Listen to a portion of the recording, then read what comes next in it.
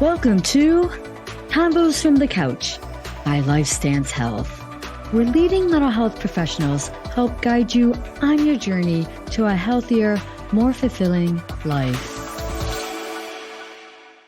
Hello, everyone, and welcome to Combos from the Couch by Lifestance Health.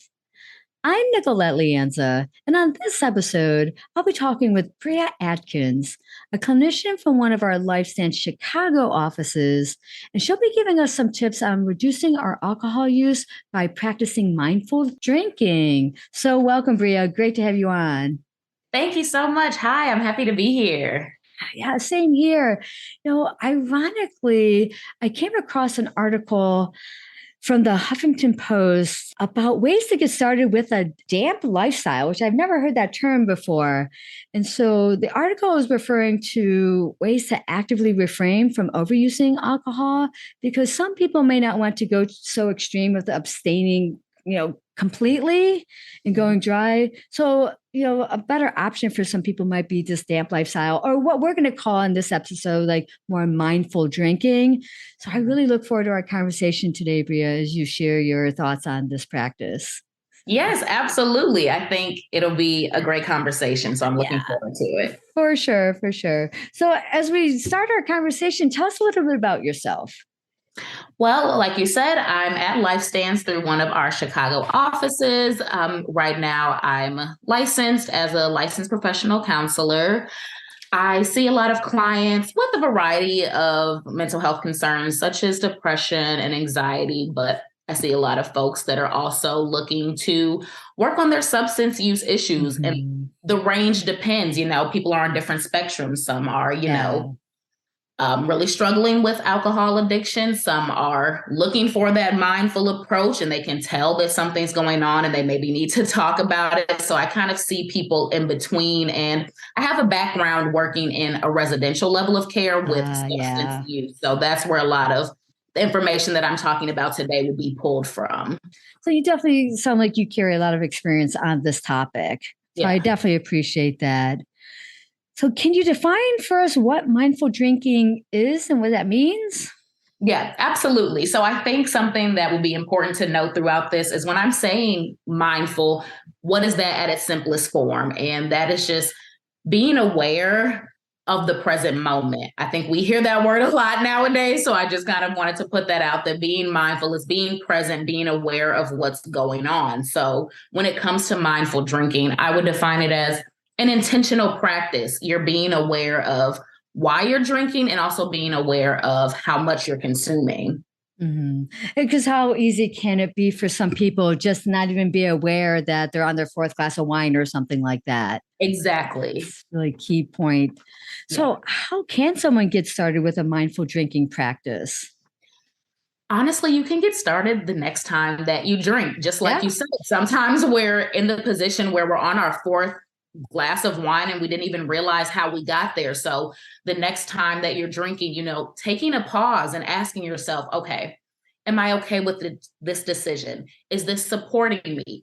Why am I drinking? And when you're asking yourself these questions, you're making sure to do it in a non-critical, non-judgmental way. You're just being curious with yourself to see, okay, making sure that I'm drinking for the reasons that I believe I'm truly drinking, rather than the typical autopilot of, like we're saying, we're now 4 glasses in and we don't know how we got there. Right. And so I think those are definitely some great tips to get us started. Are there more specific methods of reducing our alcohol consumption?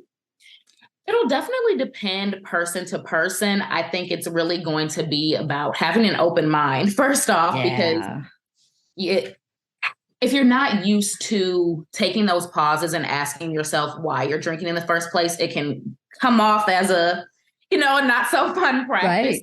So I think that's going to be the first thing, is having an open mind. But as far as more of those effective methods, it depends on the person. I've had clients where it works for them that if they know ahead of time, hey, I only want to have 3 drinks. So kind of capping themselves with that. Or they're thinking, hey, instead of doing three drinks and a shot like I may normally do. I'm going to drink water in between. I'm going to take longer amounts of time. So those are kind of more of those tangible things that you can be aware of if right now you're feeling like, I don't really want to be intentional with the questions. I don't want to take the pauses. So if you go in with the game plan of knowing how much you want to drink and either timing it or making sure to have some hydration in between, I think that can be really helpful. Oh, those are great strategies, especially with the hydration and kind of Yes. balancing it with water.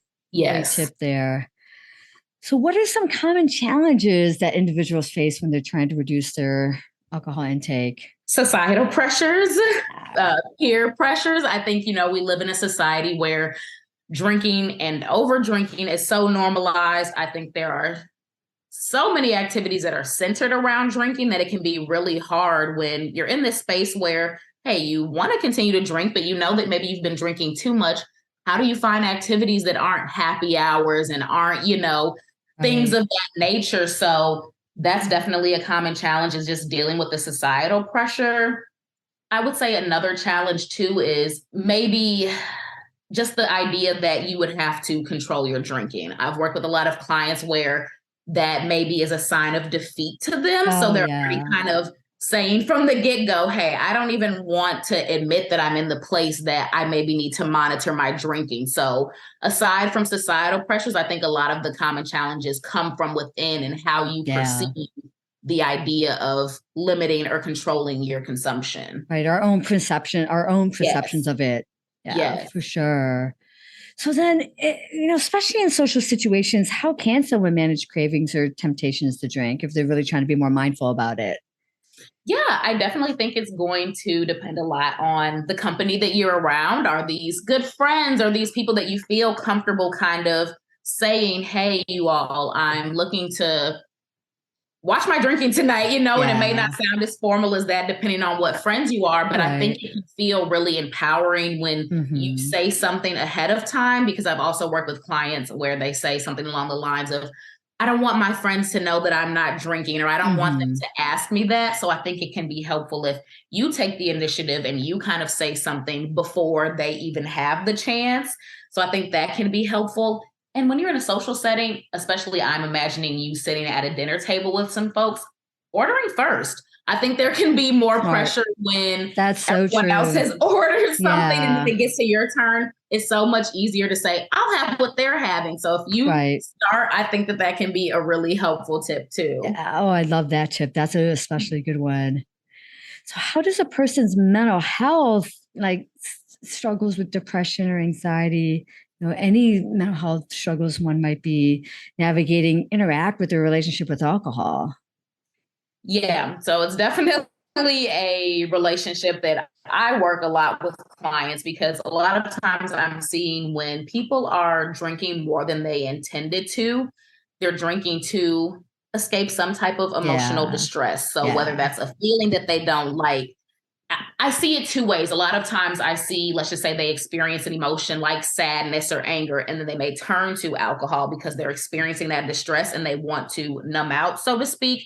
Or I also see that perception of, oh, I know this activity will make me sad or angry. So before they even allow themselves to feel that emotion, the alcohol comes in before. So it's like you're not even giving yourself that chance to experience it. But so a lot of times I just see wanting to numb, wanting to escape when someone is experiencing something like anxiety and depression. And while it may work in the short term, which is why a lot of people engage in it, the long-term impact can really be detrimental. Right. Oh my gosh, I definitely agree. And again, because it can feel like it's a quick fix, you don't recognize in the long run, it's going to be working against you, like you're mentioning. Exactly. Because a lot of times, with anxiety and depression, it's in this cycle. So if we're doing activities and behaviors that allow us to escape, allow us to avoid, again, it's that short-term relief, but in the long term, still feeling anxious, still feeling those depressive symptoms. And I hear a lot of times for people when they're drinking more than they intended to,